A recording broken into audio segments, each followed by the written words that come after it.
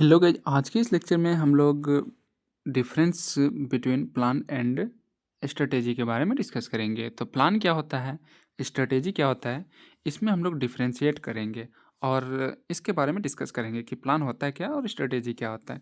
Last lecture में construction management and engineering equipment की जितनी भी प्रीवियस टॉपिक हैं वो सब हमने करवा दिया है। प्लेलिस्ट अवेलेबल है, construction management and engineering equipment create कर दिया गया है और भी बहुत सारे सब्जेक्ट्स का प्लेलिस्ट अवेलेबल है। आप जा करके एक एक प्लेलिस्ट में एक एक टॉपिक वाइज वीडियो अवेलेबल है, आप आसानी से देख सकते हैं। तो कोशिश करेंगे जितने भी सिलेबस है construction management equipment and project management का, सीपीएम पार्ट, ये सब सारे कुछ कवर करेंगे। तो आप हमारे चैनल पर नए हैं तो चैनल को सब्सक्राइब करो, वीडियो अच्छा लगे तो लाइक करो और शेयर कर दो। तो प्लान क्या होता है?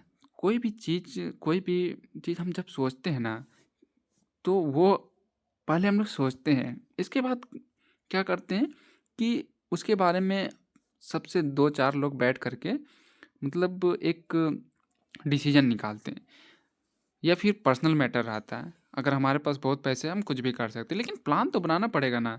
तो किसी भी चीज़ के बारे में न थिंकिंग अबाउट इट, इसको ये बोलते हैं कि इसके बारे में सोचना। तो ये हमारा क्या होता है, प्लान होता है। जैसे कि कहीं पर बिल्डिंग बनाना है, तो बिल्डिंग का कंस्ट्रक्शन करना है, तो हमें सबसे पहले क्या होगा, प्लान करना पड़ेगा कि कितना बड़ा बनाना होगा और कैसे बनाना होगा, हमारे पास कितना पैसे है, कितना अमाउंट है, बजट क्या रहेगा, और ये सब जितना भी चीज़ें ना, कहाँ पर क्या करना है और किस लोकेशन पे बनेगा, ये सारे कुछ प्लान हम पहले से सेट करके रखेंगे। इसके बाद जब करने का बारी आएगा ना, तो वो हमारा क्या हो जाएगा, स्ट्रेटेजी हो जाएगा। तो प्लान आपको समझ में आ गया। किसी भी चीज़ के लिए पहले से माइंड सेट करना कि हमारा ये चीज़, ये प्रोजेक्ट ऐसे बनाना है और इस लोकेशन पे बनाना है, ऐसा स्ट्रक्चर रहेगा, इस टाइप का मटेरियल यूज करेंगे, और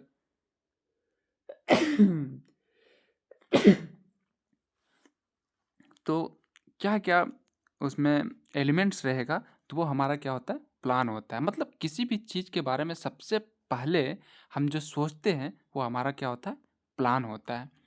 स्ट्रेटेजी क्या होता है, कोई भी प्लान सोच लिए कि बिल्डिंग बनाना है हमको, तो उसको बनाना कैसे, वो हमारा क्या होगा, स्ट्रेटेजी होगा। तो उम्मीद है आपको प्लान और स्ट्रेटेजी समझ में आ गया होगा। तो चलिए स्टार्ट करते हैं पॉइंट वाइज लैंग्वेज में। Plans are detailed method formulated beforehand for doing और मेकिंग समथिंग। तो हाथ से करने से पहले और हाथ से किसी भी चीज़ को छूने से पहले, एक तरह का जो भी चीज़ मैं बोल रहा हूँ कि काम जब स्टार्ट हो जाता है तो वो हमारा क्या है, स्ट्रेटेजी है। काम स्टार्ट होने के बाद कैसे करना है वो स्ट्रेटेजी है।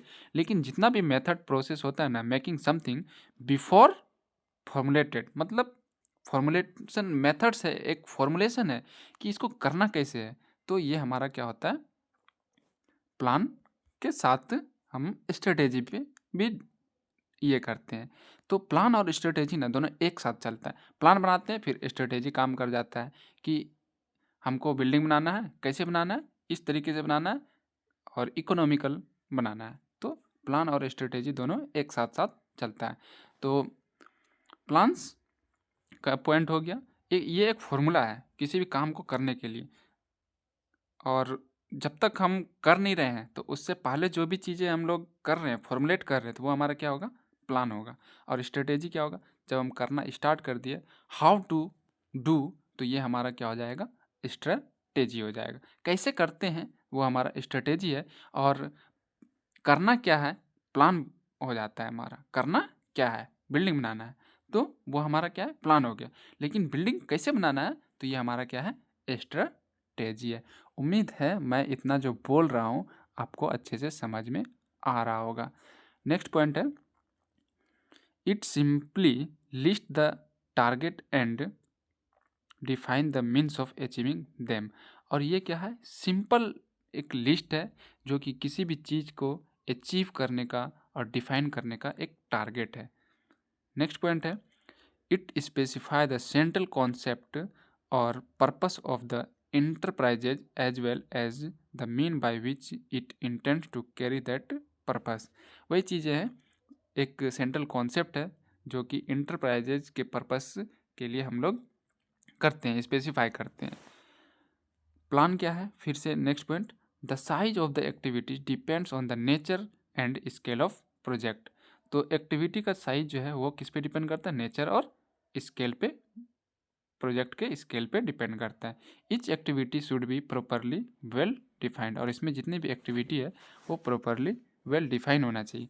ऐसा नहीं होना चाहिए कि अरे हम लोग प्लान बना लिए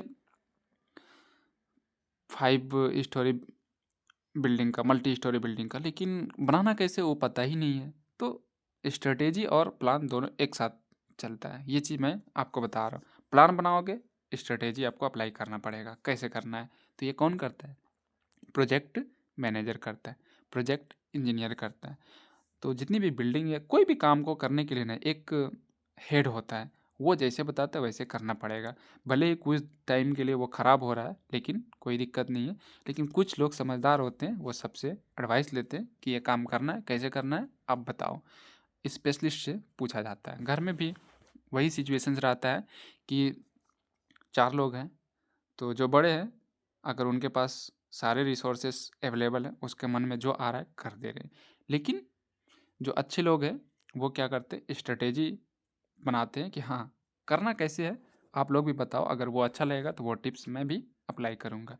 तो उम्मीद है आपको समझ में आ गया होगा, और मैं पूरा एकदम फेमिलियर होकर आप लोगों को बता रहा हूँ।